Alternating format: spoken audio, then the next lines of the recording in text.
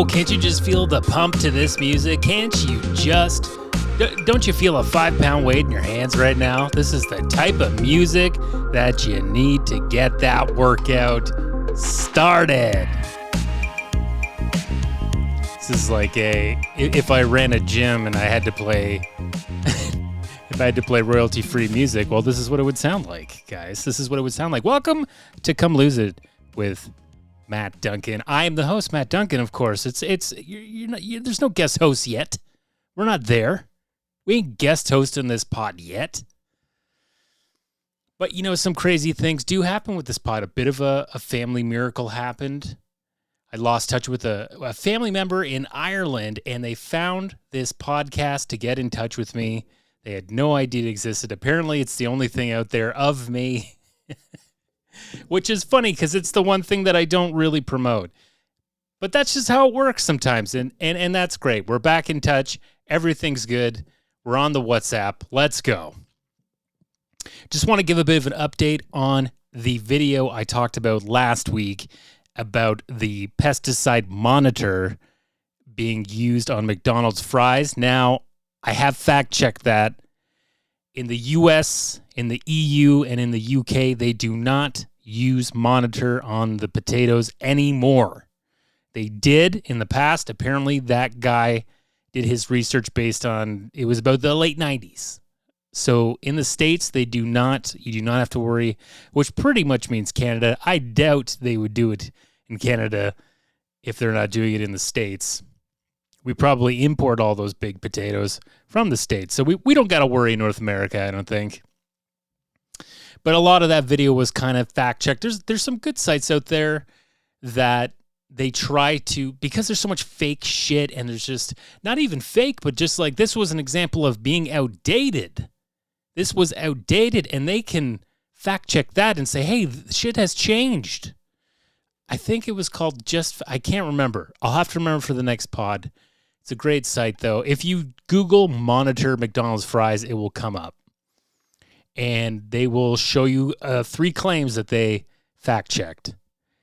One was that they don't use the monitors. The other one was that they don't have to off-gas the potatoes in a giant shed for weeks. It's just for storage, so they have them year-round.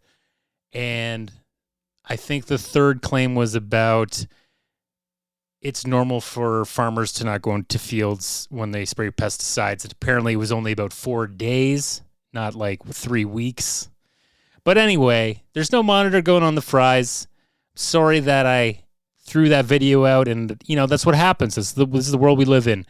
We make an error, and then we own up to it, and we show that we are intelligent, and we're willing to accept fact and move on. Now listen, here's another fact. Stitcher is shutting down. It's gone. It's done. I don't know if these aren't going to show up anymore on Stitcher, so you got to find yourself a new podcatcher. There's Pocket Casts, there's Spotify, there's Apple Podcasts, there's Amazon Music. We're on all that stuff. Overcast, whatever you want. Now, what's upsetting to me is that I never used Stitcher, but I just realized that they were one of the only free apps where you could actually make folders. And I listen to a lot of podcasts from different genres. I'm eclectic, baby. They're all over the fucking place. And it would have been nice to have those folders, to have a sports folder, have a true crime folder, have a fitness folder, comedy. And now it's gone. I don't know. I put it on Pandora or something. It might be there. I don't even know what that is. It's something affiliated with SiriusXM. I think you're just going to have to start paying for the SiriusXM or something. I don't know what the hell's going on. You just got to be so careful these days. Apparently, now listen, you folks, I don't even have this in my notes to talk about. I just saw it today. But if you're still on X, formerly known as Twitter, they are changing their terms of service. You should read those terms of service that are coming at the end of, I think it goes into effect the end of September. And let me tell you something, don't post content anymore. Any original content that you've made, any jokes, anything like that, you got to keep it just stupid. You got to keep it real stupid and, brain dead. Jam a metal rod in your digital brain when you use Twitter, because the new terms of service pretty much say that they can do whatever they want. They own it. whatever you post on Twitter. They can change it. They can remove it. There's just so much that they can do. You lose a lot of your rights to it by posting it on Twitter. So stop. Get rid of the fucking account like I did. I've kept my one burner account for it now just because I use it for sports. That's it. But my name's not on it anymore. Okay? And then I got to use the basketball one, but I'm not going to post the videos that I have to make for Confederacy of Dunks on there anymore. I'm not going to post those clips so they can take it and make AI of my footage and old women eating spaghetti or something. It's the AI videos are very terrifying. I think you need to see a few to understand what I'm talking about. But anyways, I'm so sick of Twitter. I'm so sick of X. I'm so sick of Elon Musk, and it's just garbage. I just want to hear that he's gone bankrupt. It's gone. He's taken the hit. He's filed. He's pushed it around somewhere. It's in some other account, and he doesn't have to think about it anymore. Neither do any of us. Sick of it. I am sick of it. I've been busy on Instagram looking at all kinds of different reels. I will play something, but it's not controversial like the McDonald's fries.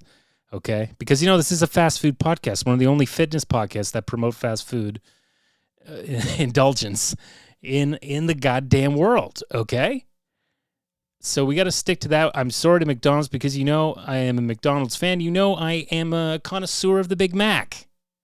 I'm not telling you to not eat the fries. I just want to know what's in the food that I'm eating and probably never leaving my body.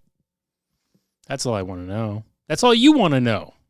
Anyway, I've been saving a lot of knot reels on Instagram. I'm trying to learn knots. I don't know. Am I preparing for living in the woods? Is that what's coming for me? Is that what's going to happen?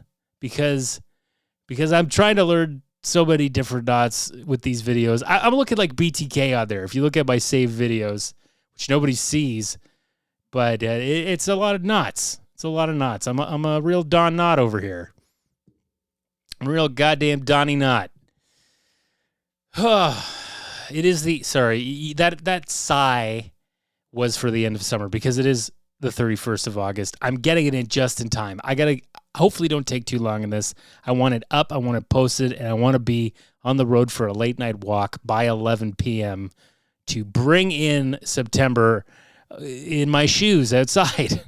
Listening to a podcast or something, just doing a quick little up and down the hill, as I like to say.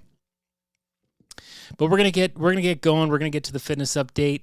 Hope everybody's doing well out there. I hope you had a good summer.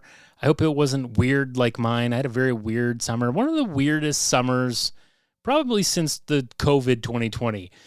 Feels very strange. Feels like COVID's getting back in the news again. I was going to talk about this later, but let's just get it over with now. Like, they're talking about this mutation. They're talking about how the vaccine might not even be good because it's been mutating too much. The new one that they're coming up with might be trouble. It might be a really troubling fall. And I'm sorry, if you got kids at home and they're going to school, they're going to daycare, and they got that chronic snot coming down their face all the time, they got that chronic. It's a different kind of chronic. I like a different kind of chronic, but that chronic is snot, and I don't like that. That's why I don't have kids. But they're going to get sick. Yeah, they're probably going to get COVID. They're probably going to get RSV and the flu, one of them. So you're getting sick this fall. If you're a parent, you're getting sick. Just prepare. Make sure you got lots of electrolyte drinks, Pedialyte. I'm a big fan of BioSteel. A bit expensive for the children. Maybe get the powdered form. But make sure you're stocked in your house because you're going to get sick. It's going to be a sick fall, unfortunately, with this new COVID. And nobody cares. I'm getting ready. I'm getting ready to put the mask back on, folks. I'm getting ready. We got some of those disposable ones. We're just going to start using those. I think we're kind of, the N95 feels a bit much these days. It looks like a bit much. Looks like I just forgot that I was, spray painting my car. Forgot to take my mask off. The grocery store, but they do work a lot better. And I kind of like them because they have a giant head, very large head, and they hurt my ears, those other ones. I like the ones that just like hug my head, wrap the bands right around. So hopefully we start to see, I'm seeing a lot of people wearing masks too in my parts of the world. Going in, every time I go out, I'm seeing some masks. So it's not a bad thing. I don't want to get this disease. I do not want to get it. It fucks you up. In this opening tour, what else do we have? We have, speaking of fuck ups, Jesus, I don't know if I'm ready for this next year of Donald Trump and his lawsuits and him running for president again. And he's just under 80. It's just crazy. We've got all these old people in the White House, in Congress. It's not as bad over here in Canada. I'm not seeing too many super old people. Our premier is about early 60s, but that's not like Mitch McConnell. He's having seizures and spells, and he can't speak. And Trump's weighing in at 215 when he went in to get arrested for his RICO case. He said he was 215, 6'3", 215. Now, Mr. Trump, I know what it's like to lie about your weight. I do it all the time in the commercial biz. I have to write my weight. I have to write my height. I have to write my hair color. I have to write my sizes for my shirts. All that crap. I've been doing it for years. And let me tell you something. I've never once given my proper weight. That's none of your business, sir. You don't get to know my real weight. You bring a scale and humiliate me in front of everybody in the room. How about that? How about I weigh in at the callback? No, you get my weight, my fake weight, which is also Trump's fake weight, 215. It's a beautiful number. If you're in the 200s as a weight, in the early 200s is where I am. 215 is a sweet number. It means like you're almost there. You're a quarter of the way back to 200. And I'm very good at guessing people's ages. I'm also good at guessing people's weights. I should work at a carnival. Yes. I should work at a fair. Yes. The CNE. Yes. That's where I should be right now. I should be guessing weights. I should be guessing ages. I would put him at about 248. I think he's about 248 pounds, that man. But you know what? You keep lying because God knows I ain't going to stop. I think it comes off differently.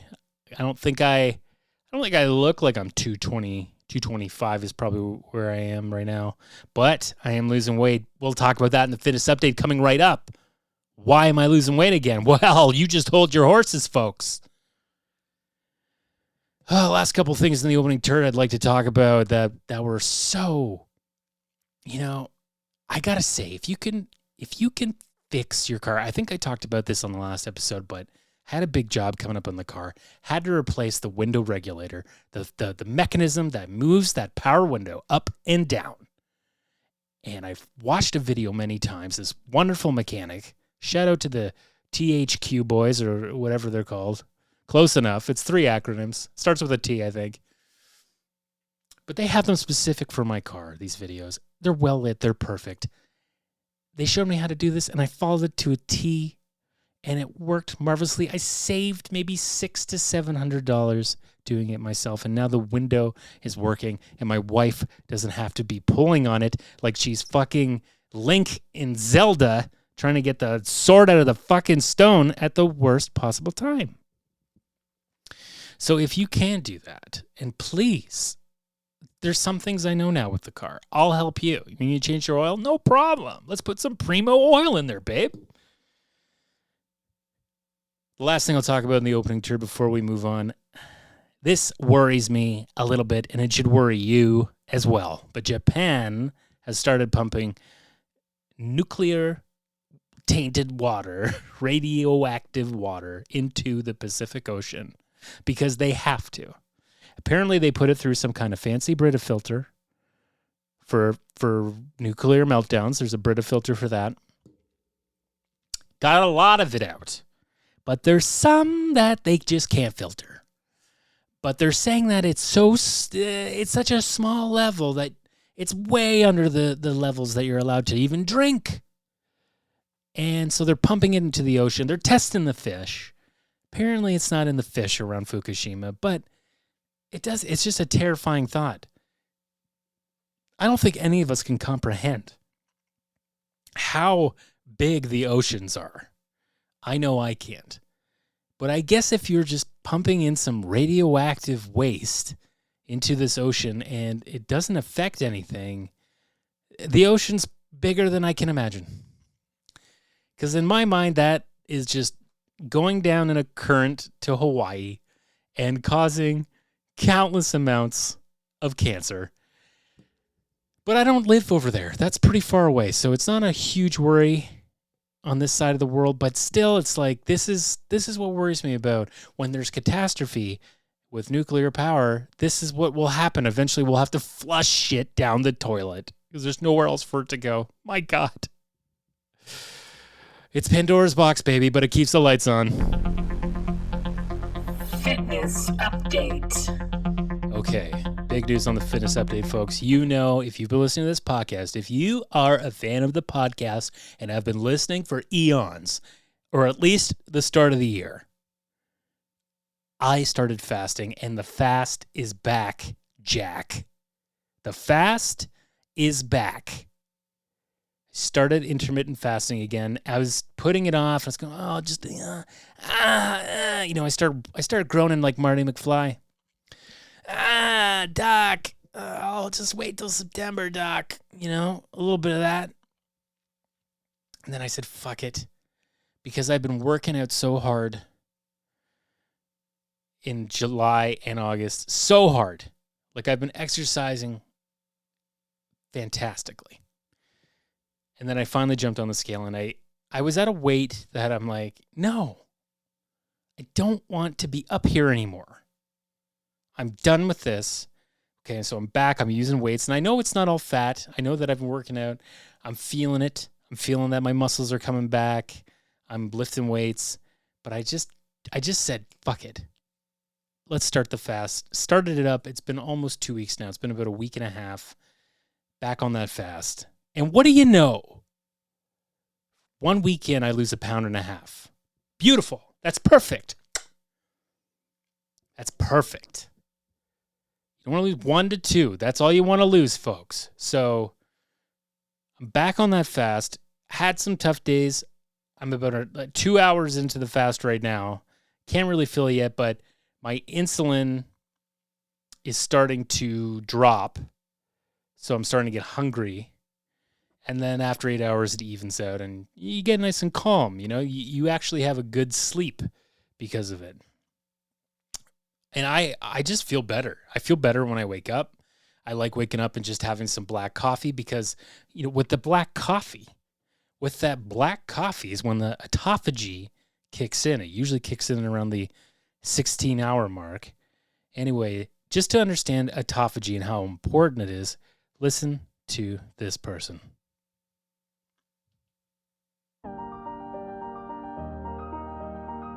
Autophagy fasting, what's that? So autophagy fasting is about 17 hours in without food. Your cells will turn within and they'll start to heal themselves.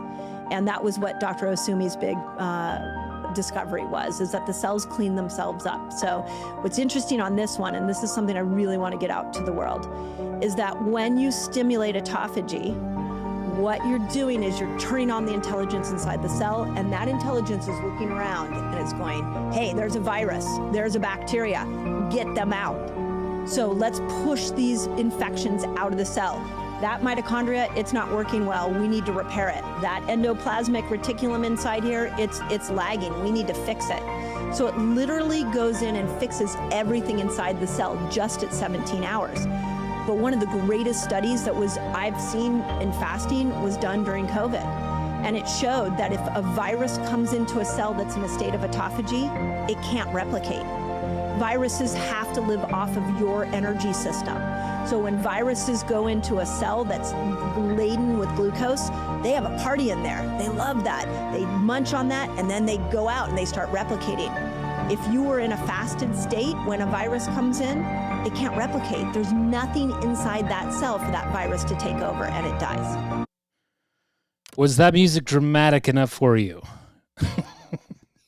Did it help get the point across about autophagy and how fantastic it can be? Now, she said 17 hours. I think you can stretch it to 16 is when it starts. Probably you're right in it at 17 hours. But apparently there's something about black coffee that helps kick it into gear a little bit. I don't know what it is. I've read about it somewhere, and I don't have the news on me. I'm not a doctor. I just have a comedy diploma, okay? Whenever I'm talking about anything, please know that I just have a college diploma in comedy, comedic writing, and performance. Not a doctor, but I will post the links, as always, to articles about this kind of stuff. Just maybe not that one. Not yet, but anyway. Autophagy is great.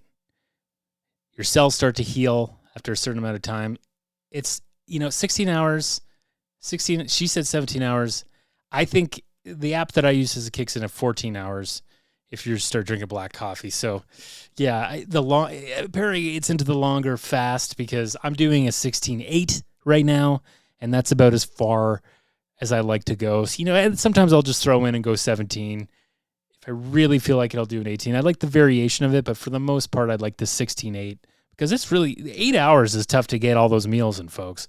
You have that breakfast at like 12:30 p.m. and then you're not that hungry, which is also a good thing about it. If it gives you this is how people lose weight, right? You can only eat during this certain amount of time, and you can only get so hungry during that time. There's only so much you can eat. Like I just don't get that hungry within 8 hours. Think about it. If you're like getting up at 7 and you're having your breakfast and then you're having your lunch at 12 and then you're having your dinner at 6, that's 13 hours right there of time that you've been eating and snacks and everything in between. But when it's 8 hours, when it's condensed like that, it really affects your appetite, which I really like. I like to have a nice little breakfast, like to have maybe even just a shake for lunch sometime in the 3 to 4 p.m., and then I have dinner at probably about 8, start the fast at 8:30. That's what I like. Seems to work. I'm in it. You drink the water, you have your herbal tea, and you're ready to go, folks. So I will keep you updated because I'm really looking to stick with this as a lifestyle choice. You can have, one day off a week. Friday night, I take that off, start again Saturday night.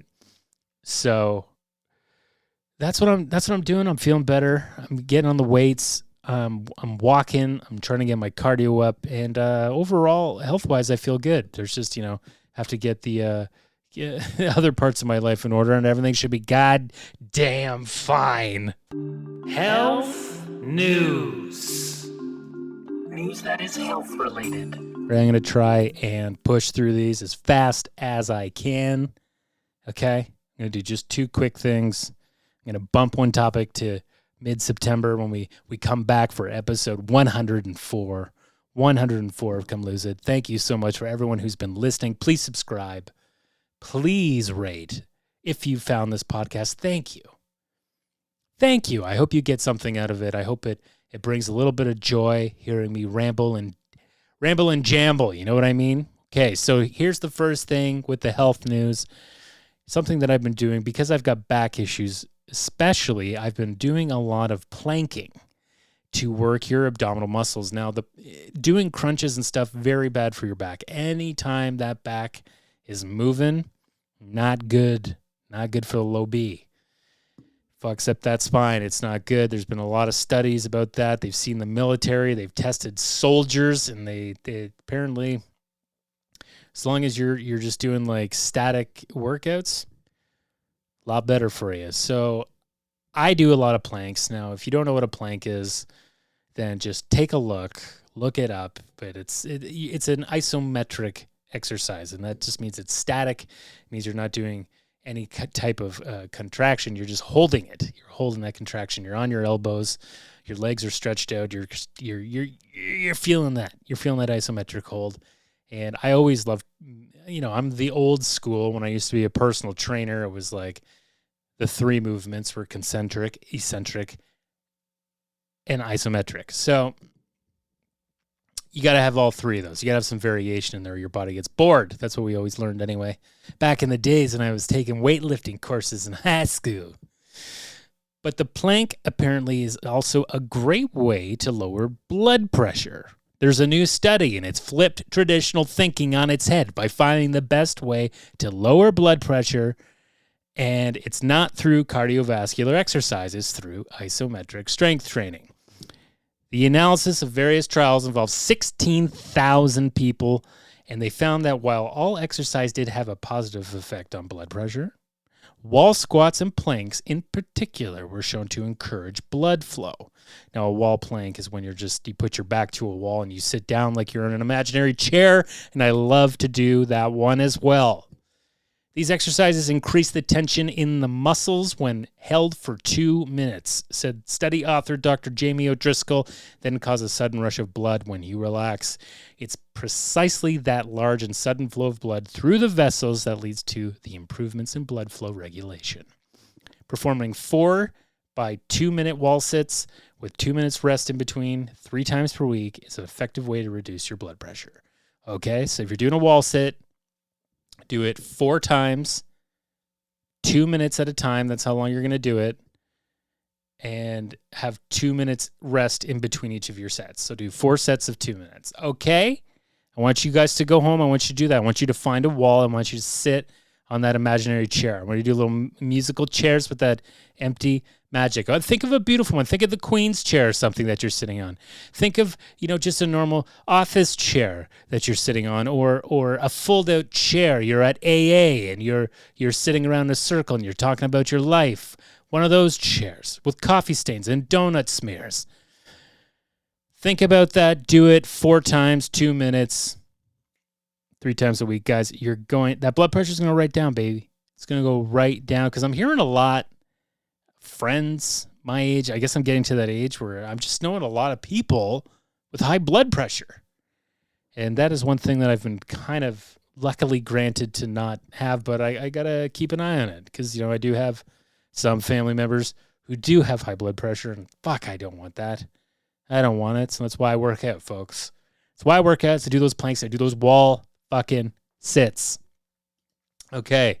Next topic we are talking about now. This is, I love to talk about some of the pseudo weight loss gimmicky things. Listen, if you say that you're eating subs to lose weight, I'm gonna look into it, Jared.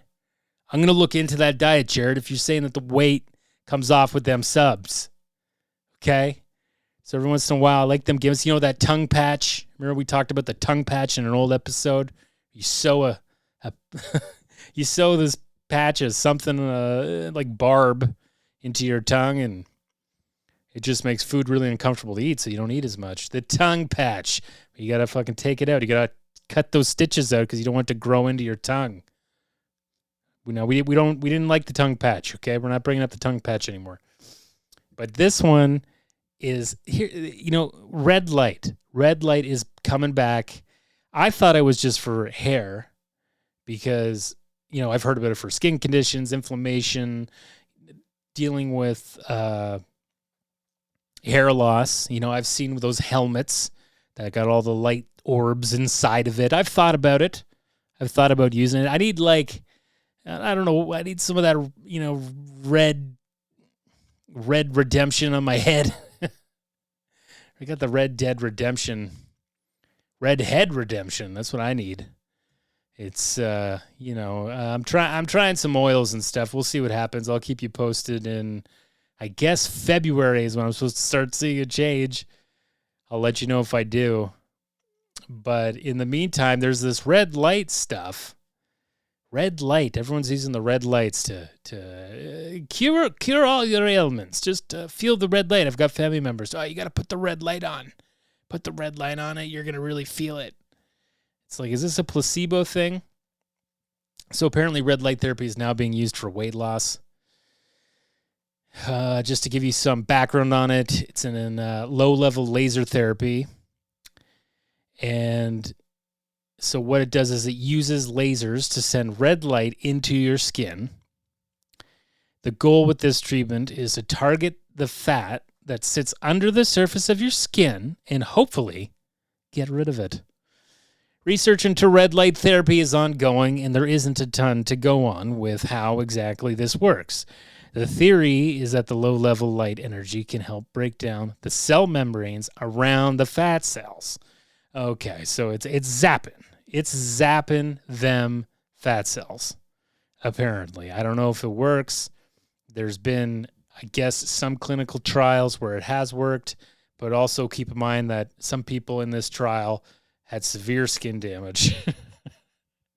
Now, burns aren't common, but they can happen, especially if you're getting that shitty one off a Wish. If you're getting that infrared light thing off a Wish, you might get a couple burns on you. You might just be like one of those heat lamps to keep your fries warm. I'll call back to the fries. Thank you very much. Get a little bit of that fucking red burn on the skin. I don't want that. Red visible light. It's the infrared radiation commonly associated with thermal injuries to the skin. So it's important to ensure that you are getting a treatment from high-quality devices that do not emit any infrared radiation. You don't want that radiation. I don't want it in the ocean, and I don't want it in my red light hat, okay? So I don't know if this works. Feels like the red light therapy, everyone's blasting it somewhere on your body to help. Can I shoot it into my fucking temple? Will that do anything? Will that cure the pain? Will that cure the pain if I take it and put it in my fucking temple?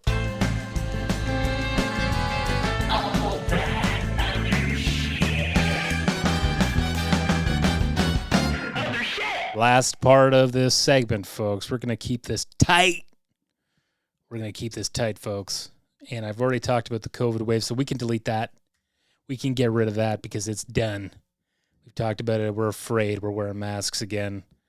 I'm going to duct tape my mouth and then put a mask on and see if I can run through a grocery store on one breath.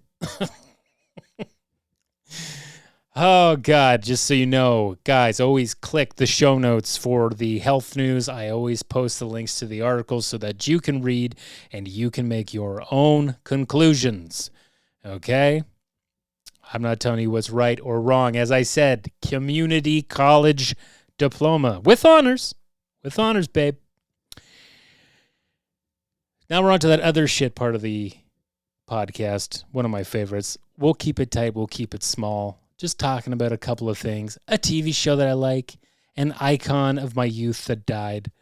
And, well, a goddamn iconic product that we all use, that we all think is what the definition of the product is, but it's just the brand. And that brand I'm talking about, we all know it, we all love it, is Kleenex. Okay, we all think that Kleenex is just what you call a tissue, right? And it's not. It's just one of the brands. We got Royale over here. We got, Silky Ganache. We got all kinds of different. I think that was Silky Ganache was a drag queen, so not technically a tissue, but could be used as one. But Kleenex is we're done in Canada. They're pulling out, so we're not going to have Kleenex anymore. We're going to have to go with those Royale. And I time to time, I like to get the Kleenex that's a little bit more moist or something, has some lotion or something in it. What the fuck is that? A little bit smoother because I get up and I got allergies every day. I don't know what the fuck is going on, but I'm past allergy season and I'm still getting up clogged. I got the purifier going and it ain't doing nothing, it's that morning honk. You got to have that fucking morning honk. Couple of things I didn't realize that were also discontinued in Canada. Little Debbie cakes, all those Little Debbie cakes that our parents sent in our lunches. Remember those weird little cakes that you'd trade with people for other things? And they were kind of good, but they kind of tasted like nothing at the same time. Little Debbie cakes. Well, back to the States with you. And Bugles. Now, I haven't eaten a Bugle in a long time, and now I know why. Discontinued in Canada. No more Bugles, no more corn chips. I don't know what's going on there. Just pulling out everything now from Canada. Soon we're going to have to go to the dark web to get a box of Kleenex. Absolutely insane. I don't know how you guys feel about it. Hopefully you're okay with Royale or whatever. And, my thoughts are with you if you're upset about the Kleenex. But there's a new show called Telemarketers. It's a docuseries. HBO. It's on Max. It's on Crave in Canada, whatever. However you get your HBO, it's on there. It's produced by David Gordon Green, Danny McBride. Okay, I stopped right there. Is it going to be goofy? Is it going to be like Righteous Gemstones? No, it's actually like a serious docudrama, docu-series about these telemarketers who they were kind of the ones that started all the scam telemarketing, I guess in the mid to late 90s. And it was just like, it just shows how they operate and how they still operate. And it's all trying to get donations for this police funds. They just keep calling saying it's for police funds. And there's this character that's at the center of it. And he's so likable. He's a heroin addict.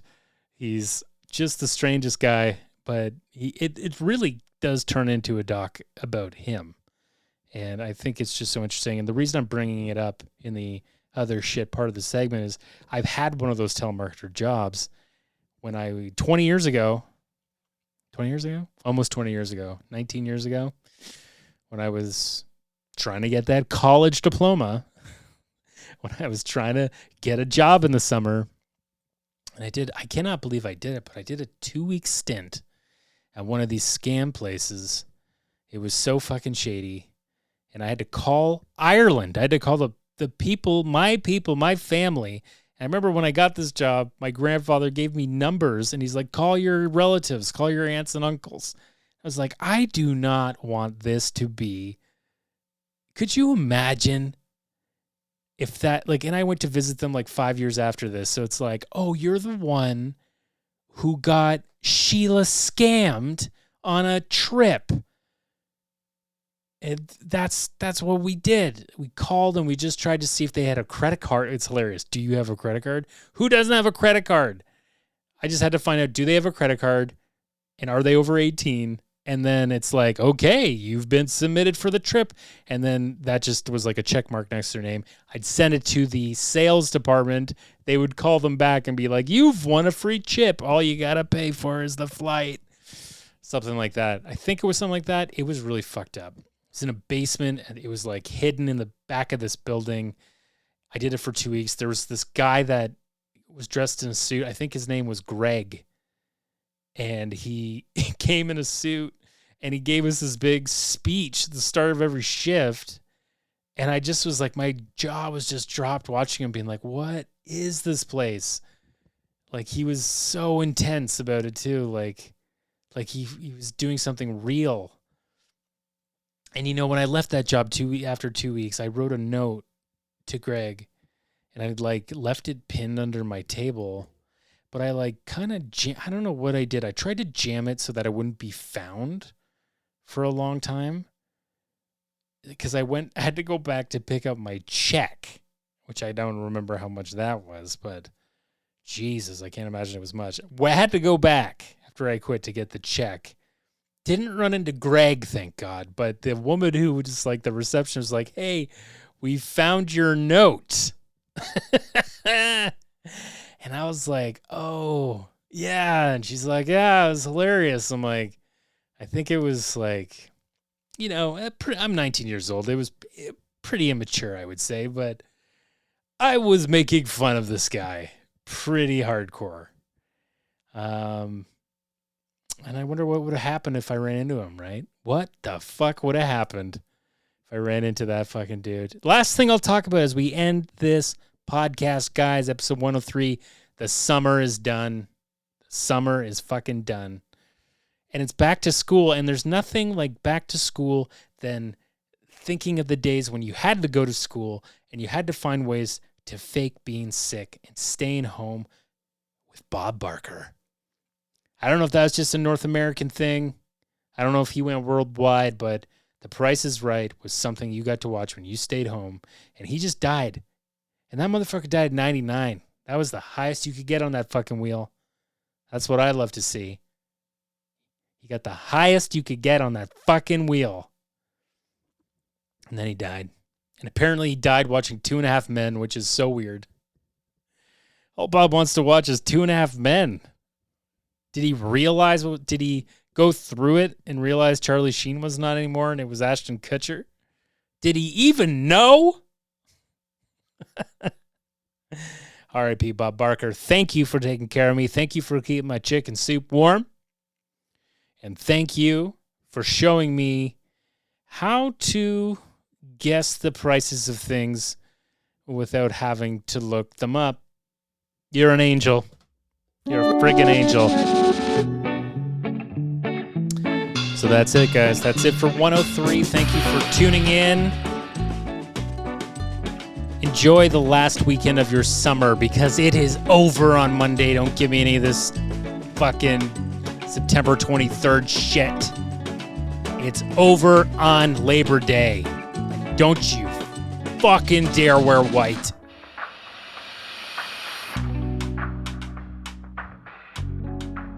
Don't fucking wear white or I'll find you.